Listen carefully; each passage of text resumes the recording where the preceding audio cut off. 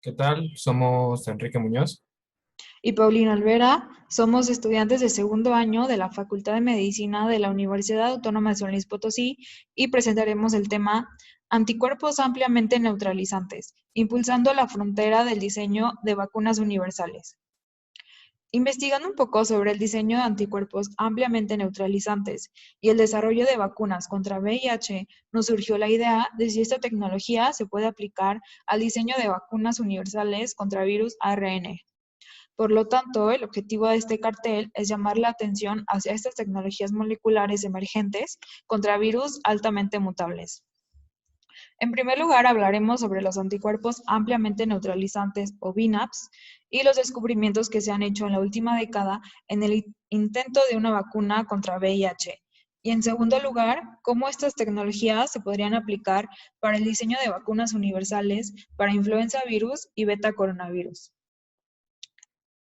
Bueno, en los años 90 se aislaron por primera vez en pacientes VIH positivos asintomáticos un tipo de anticuerpos especializados, llamados anticuerpos ampliamente neutralizantes, que eran capaces de neutralizar distintas cepas de VIH, sin embargo, no lograron combatir la infección. Estos VNAPs eran 2F5, 4E10, 2G12 y B12. Pero ustedes se preguntarán, ¿cuál es la diferencia de un VNAP a un anticuerpo neutralizante convencional? Bueno, esta diferencia se resume en qué tan amplio es su especificidad al reconocer antígenos.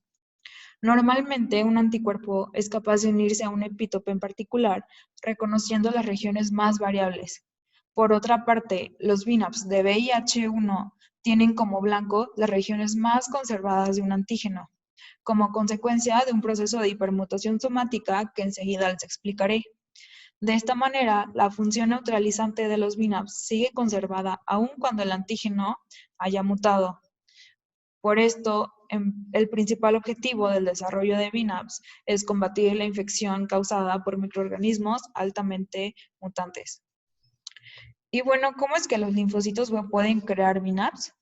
De primera instancia, se necesita de una proteína estable que mimetice el estado nativo de la misma para que sea un inmunógeno lo suficientemente potente para neutralizar al virus, ya que se ha observado que proteínas mutadas, como es el caso de la proteína ENF altamente mutante de VIH, no estimulan una respuesta inmune igual de efectiva en un inicio. Enseguida, es sumamente importante un proceso de coevolución, ya que el VIH tiene una tasa de mutación de hasta 0.1 a 0.2 por par de bases por genoma, lo que conlleva una carrera evolutiva en la que la síntesis de anticuerpos neutralizantes debe de ser igual de rápida que la tasa de mutación viral. Para poder ganar esta carrera evolutiva, se debe de llevar a cabo un proceso de hipermutación somática repetida. En la figura 4 podemos ver este fenómeno que consiste en que el VNAP reconoce por primera vez un epítope viral. La neutralización no se logra por la mutación del antígeno, por lo que las cadenas de la inmunoglobulina entran de nuevo al proceso de maduración de la afinidad y vuelve a intentar neutralizar al antígeno. Falla de nuevo porque el virus muta más rápido y el proceso se repite hasta el momento en que el sistema inmunitario analiza tantas cepas que logra identificar cuáles son las regiones más conservadas del antígeno. De esta forma, el epítope puede ser neutralizado independientemente de la tasa de mutación viral, ya que este VNAP no está dirigido a las porciones variables. Como se ha visto que los VNAPs se pueden producir en el curso natural de la enfermedad, una alternativa al anhelado diseño de VNAPs es inducir la diferenciación de linfocitos B naive hacia linfocitos B que tengan la capacidad intrínseca de producirlos a través de la presentación de inmunógenos específicos que tengan como blanco los centros germinales en los nódulos linfáticos. Y este proceso se llama germline targeting. Sin embargo, se ha observado que la génesis in vivo de VNAPs anti-influenza virus A y anti-SARS-CoV-2 no funcionan de la misma forma, ya que el largo proceso de coevolución no es necesario. Los mecanismos de su generación aún están por esclarecer. Ahora hablaremos un poco sobre las características más importantes de influenza virus y coronavirus y de qué manera los VNAPs que producen son diferentes a los famosos VNAPs de VIH. Bueno, entonces, como dijo Paulina, la investigación de VNAPs en VIH fue sumamente importante para poder descubrir estos VNAPs en otros patógenos. Aquí tenemos una pequeña línea del tiempo que explica todo el proceso de descubrimiento de VNAPs desde hace 20 años y los progresos que se han hecho a lo largo de los años trabajando con VIH y ahora a partir del año pasado cómo se empezaron a usar para trabajar con COVID y bueno, en influenza desde hace 5 años. Entonces, vamos a empezar y primero me gustaría aclarar por qué escogimos estos virus ARN respiratorios como tema.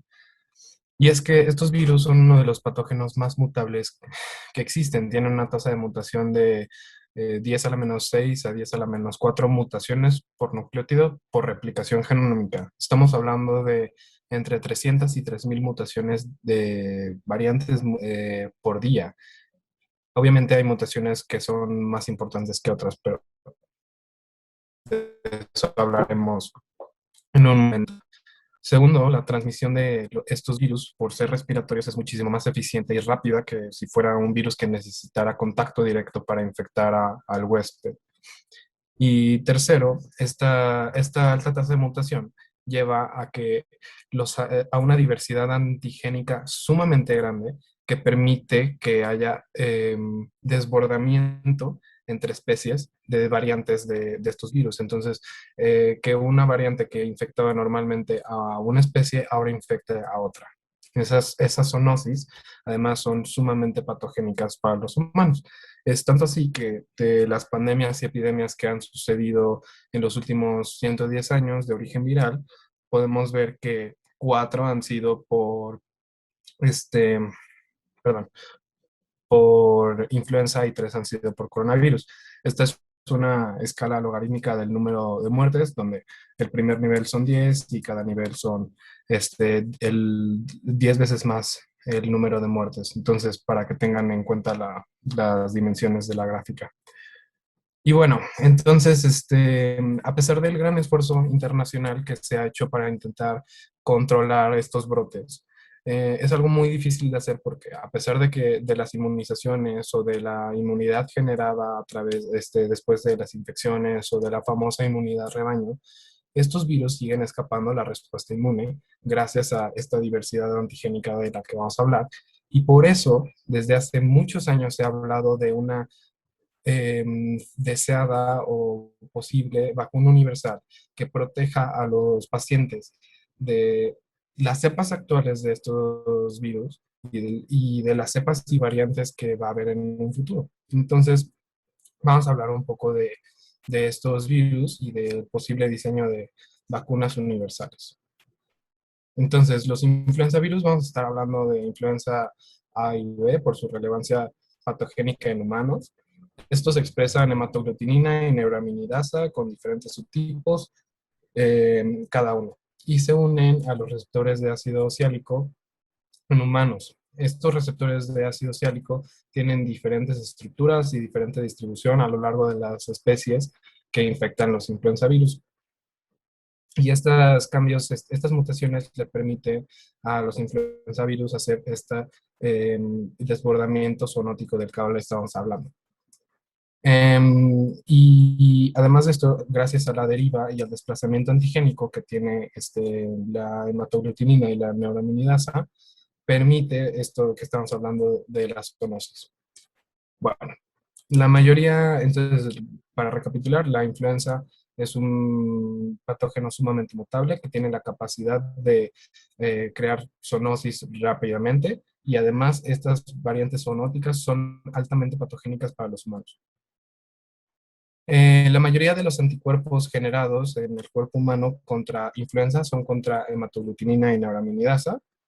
Y bueno, un poco de recapitulación, la hematoglutinina tiene dos dominios, un dominio fibroso o HA2 y un dominio globular HA1 que tiene muchísima más plasticidad y además ahí está el sitio de unión al receptor.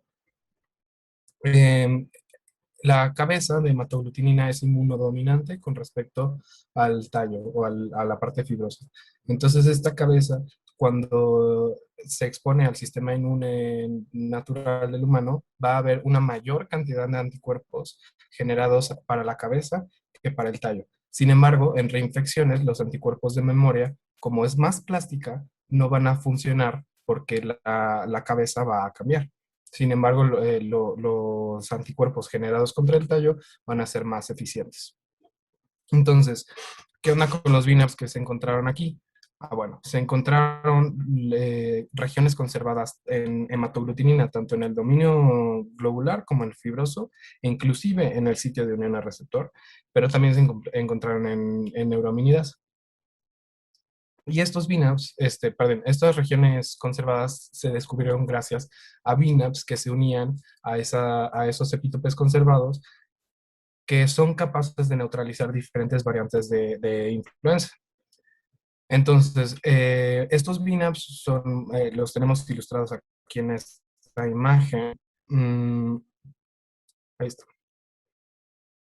Y los más potentes que se descubrieron son contra el tallo, por lo que estamos hablando del shift antigénico, de que se cambia la cabeza de la hematoaglutinina y entonces los anticuerpos más poderosos, los VNAPs más poderosos que se han descubierto contra influenza son en el tallo, y aquí tenemos sus nombres y las regiones conservadas que están descritas. Sin embargo, hay un punto en contra de los VNAPs para influenza, y es que como la molécula o las regiones conservadas que se encontraron en la proteína de hematoaglutinina están muy pegadas, los diferentes clústeres de VNAPs que se hacen, de las diferentes como familias de VNAPs que atacan a las diferentes epítopes conservados, se sobreponen. Y entonces no pueden tener una acción neutralizante en conjunta y entonces son menos potentes, diferente a lo que vamos a ver ahora en coronavirus. Eh, bueno, vamos a hablar de los beta coronavirus. Estos tienen las proteínas ORF accesorias y la proteína spike de superficie, la cual de manera un poco análoga a la hematoaglutinina se divide en S2 y en S1, donde S1 tiene el sitio de unión al receptor. Y bueno, las proteínas más plásticas de todo el coronavirus, sí, de los las proteínas más conservadas de los coronavirus es la proteína S y la proteína ORF4b y ORF3. Estos son los que le permiten hacer esta amplia diversidad antigénica que va a poder permitir a las variaciones de coronavirus que se desborden entre especies generando zoonosis. Y algo interesante es que los receptores a los que se unen son diferentes en diferentes especies. Entonces, los SARS se unen al receptor de angiotensina al receptor de la enzima convertidora de angiotensina 2 en humanos, y el MERS se une al CD23, y diferentes beta coronavirus se van a unir a diferentes receptores en diferentes especies de huéspedes.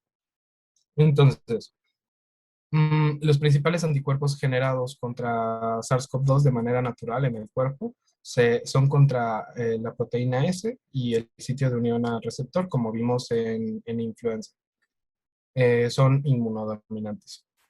Sin embargo, también se han descrito regiones conservadas en los coronavirus, de manera un poco análoga a lo que pasó con influenza, pero aquí no son en la parte con menor plasticidad como veíamos con los VNAPs en el tallo de la influenza.